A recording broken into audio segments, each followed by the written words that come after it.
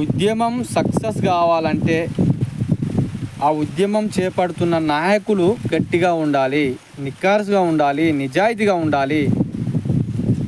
వారు చెప్తున్న విధానాలు మంచిగా ఉండాలి, వారి వెంట ఉన్న జనాలు మంచిగా ఉండాలి. అప్పుడే సక్సెస్ అవుతుంది. ఉద్యమాన్ని ఎప్పుడు నీరు గార్చొద్దు. పక్కనున్నోడు కూడా నీరు గారుస్తుంటాడు, వాని పక్కన పెట్టాలి. మనము ఏ వైపుగా పోతే ఉద్యమం సక్సెస్ అవుతుంది అనేది ఫస్ట్ ఆలోచన చేయాలి.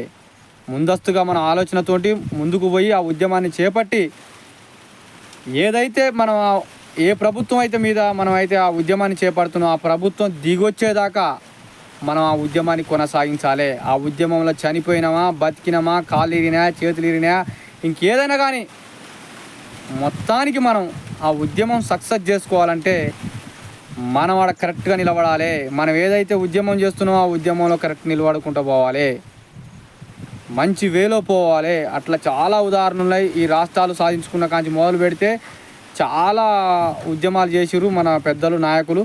ఆ వేలో పోతేనే తప్ప కానీ సక్సెస్ అయితే కానీ ఒకరోజు ధర్నా చేస్తా, ఒకరోజు పేపర్లో పడతా, ఒకరోజు టీవీ మీద మాట్లాడతా అంటే ఏది సక్సెస్ కాదు. అందుకనే మనందరం కూడా ఏది సక్సెస్ కావాలన్నా కూడా దానికి ఒక కమిటీ వేసుకొని కమిటీ ఆ నిక్కార్స్గా నిలబడి కొట్లాడితేనే సాధ్యమవుతుంది అనేది నా ఉద్దేశం. Thank you.